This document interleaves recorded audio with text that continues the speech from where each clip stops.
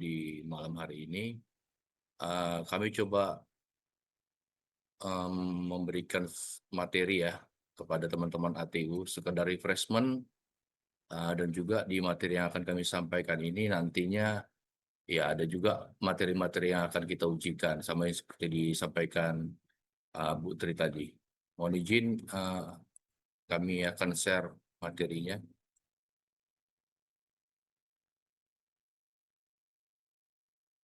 Sudah kelihatan? Ya, Bang. Oke. Sebenarnya di ATU itu ya harus memahami tentang prosedur kita ya di dalam flow proses ini ya, flow chart ini.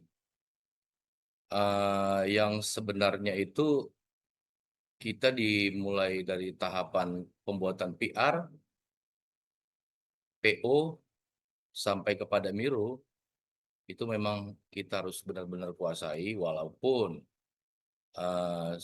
di dalam pembuatan PR itu di bagian teknis di kebun unit masing-masing ya. Tapi setidaknya kita harus paham nih output dari PR itu seperti apa, isian-isiannya seperti apa. Jadi dalam tahapan awal ini, ya master data ini kan sebenarnya sudah ada kian ya di awal ya. Ini sekarang kita banyak di material master, contohnya itu banyak banyak kita menggunakan aplikasi IPS dalam permintaan, misalnya kode material barang. Sekarang kita banyak menggunakan IPS. Kalau dulunya kita menggunakan SAP. Begitu juga dengan service master dan dan vendor master.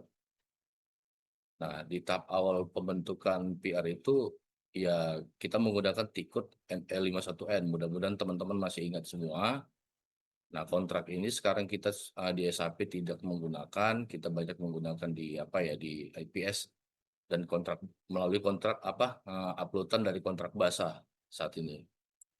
Setelah kita selesai melakukan ML51N, meng-create PR melalui tikut ML51N, dan merilisnya, kita juga harus tahu rilis PR itu ada kewenangan kebun unit, ada distrik, dan juga ada di regional, kabak teknis. Setelah rilis, kita bisa lanjut ke PO, di mana meng-create PO itu dengan menggunakan tikut ME21N dan rilis PO-nya. Nanti teman-teman nanti materi akan kami share juga. Ini materi singkat karena waktu kita juga nggak banyak. Nanti materi yang lebih panjang lagi tentang modul MM kami akan share di link di Zoom ini. Kita lanjutkan, tadi kita masuk ke tahapan pembuatan PR dengan menggunakan tikut ME21N, lalu kita rilis PO-nya, membuat PO menggunakan tiket ME21N, lalu PO-nya kita rilis. Nah, setelah itu yang menjadi tugas ATU banyaknya itu di sini, di good receipt, karena penerimaan untuk barang ya. Kalau untuk jasa itu ada di bagian teknis masing-masing di kebun unit. Untuk good receipt ini kita menggunakan tikut Migo, di mana di dalam tikut Migo itu nanti banyak menu-menunya, yaitu misalnya nih penerimaan barang itu pakai pilihan receipt dia, dan juga untuk pengeluaran. Di situ ada kode-kodenya menggunakan kode A biasanya. Nah, sedangkan untuk penerimaan jasa itu biasa di bagian teknis terkait menggunakan tikut ML81N. Lalu setelah itu ketika barang masuk ke gudang, sudah kita terima melalui tikut Migo. Lalu untuk proses pengeluaran barangnya menggunakan tikut Migo juga, good issue. Kita pilih nanti yang good issue. Good issue. Kalau untuk SIV ini biasanya ini di modul tanaman yang mengeluarkannya. Jadi pengeluaran barang gudang itu untuk barang presiden gudang menggunakan tikut Migo dan pemilihan menu good issue. Sedangkan ini biasanya SIV ini untuk pengeluaran bibitan.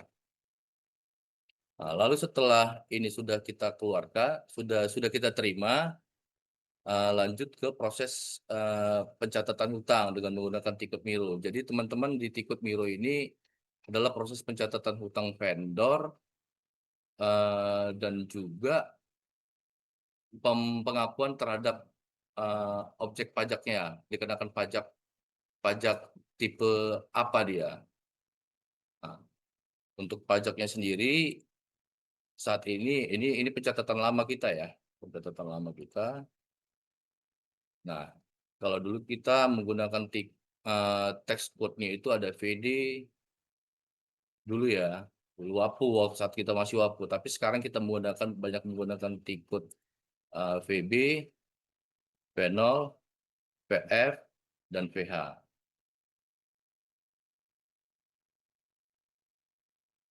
Nah, jadi nanti pada saat proses awal PR, PO sampai dengan Miro tadi, teman-teman juga harus perhatikan pemberlakuan tax code di apa namanya penerimaan barang dan jasa tadi.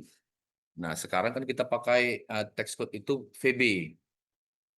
PB untuk PPN masukan dapat dan tidak dapat dikreditkan. Akan tetapi kalau untuk proses proses apa namanya pembelian barang dan jasa atau PO barang dan jasa yang dikhususkan untuk kegiatan sosial, contoh misalnya rehab masjid, rehab STK, lalu untuk kegiatan sosial keagamaan, kita biasanya menggunakan uh, tax code-nya itu VH. Jadi teman-teman harus perhatikan nanti di materi-materi soal kita itu tentang pemberlakuan tax code dalam pembuatan PR, PO, maupun mirunya. Itu harus sinkron sebenarnya.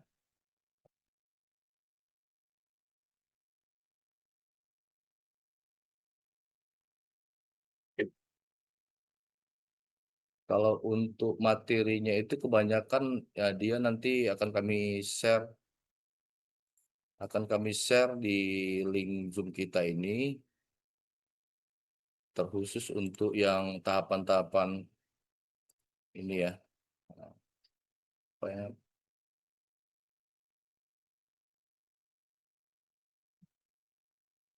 ini FL51N.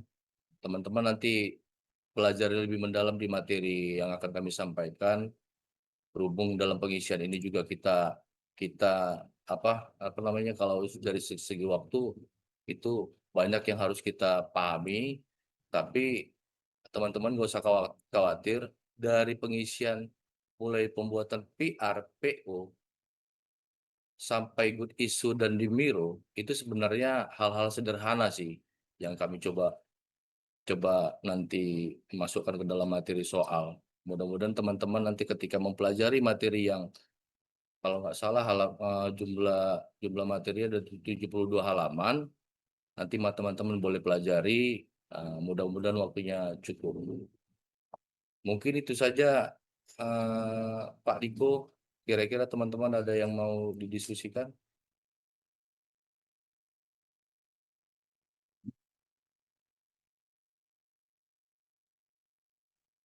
Oke, kepada Bapak Ibu, kira-kira ada hal yang ingin didiskusikan, coba disampaikan Izin aja. bang, Oke, lanjut.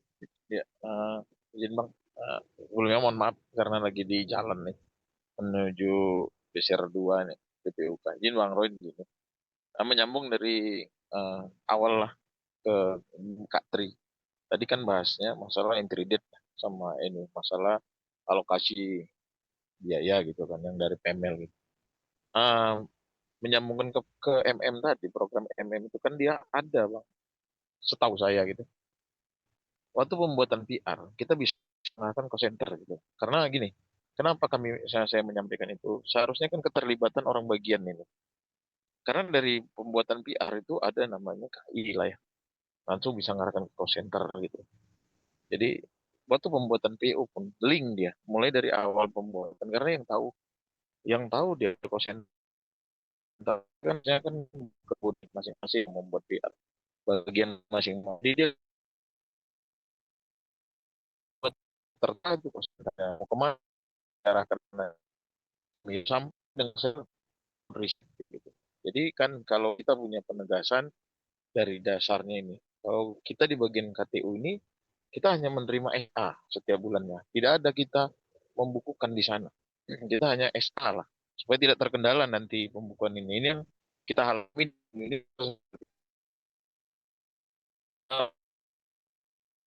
Iya, udah kami tangkap agak putus-putus suara di Bang atau Bayu di nih. Udah kami DRS tangkap atau maksud, kuliah itu ya.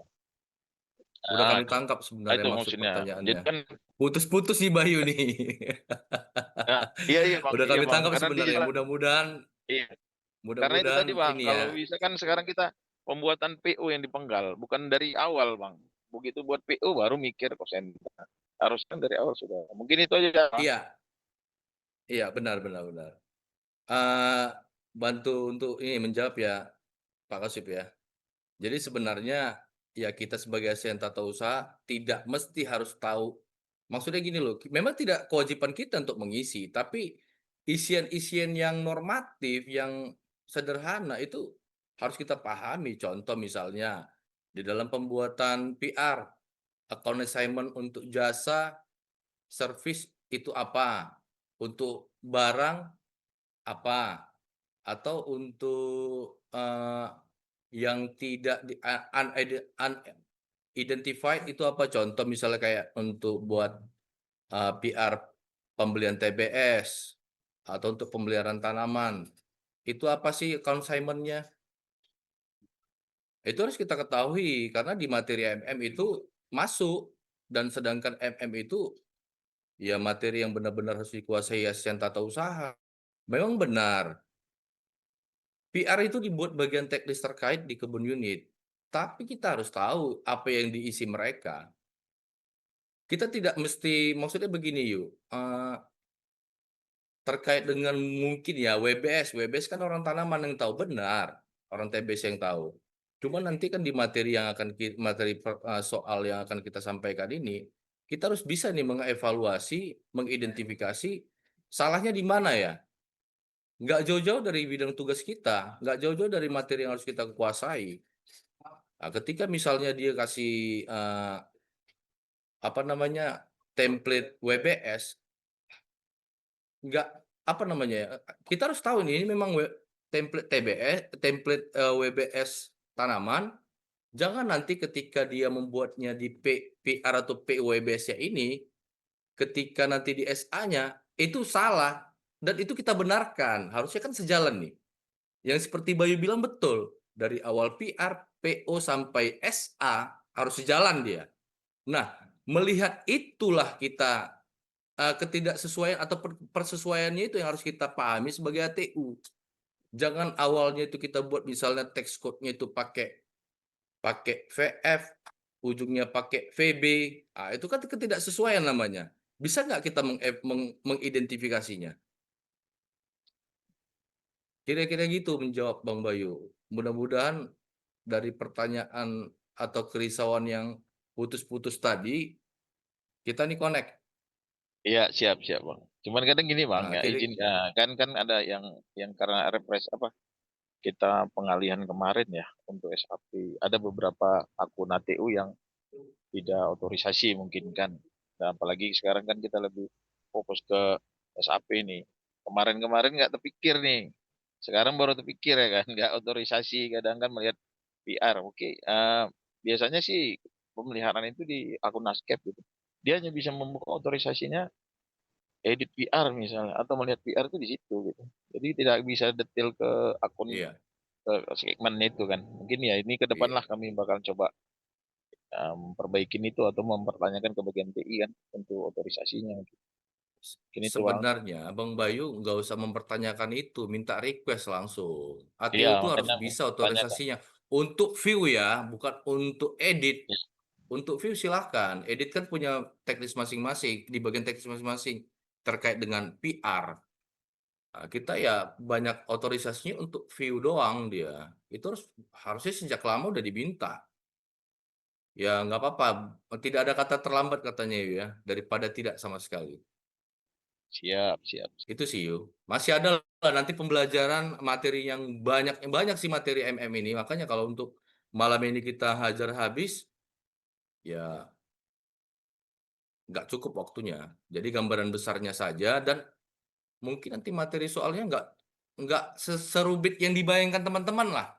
Iya, iya. Tapi bagaimana kita mengidentifikasi kesalahannya, persesuaiannya, itu yang penting. Ya kan dari awal misalnya pakai WBS A, tiba-tiba nanti di SA muncul WBS B, kita nggak mampu melihat itu. Nah, kira-kira gitu nanti dia seputaran-seputaran itu kok teman-teman. Bagaimana melihat persesuaiannya. Nanti kalau menggunakan call center dia, call centernya dari awal A, call center A, tiba-tiba nanti di akhir kok call center B. Lah itu kita nggak ngelihat tuh, nggak bisa mengedit ditanggap proses yang ditampilkan itu udah benar semua. Hingga kita nggak ada komen apapun. Itu sih. Itu sih teman-teman. Ada kira-kira yang lain yang bisa kita diskusikan?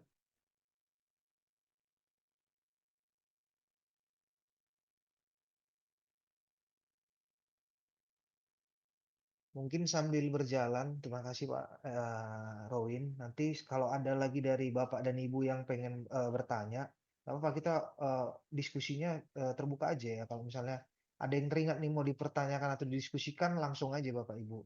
Ya jadi sama seperti dari penyampaian Pak Rowin. Kembali lagi sepakat kita hasil dari diskusi kita kemarin yang terkait evaluasi ya.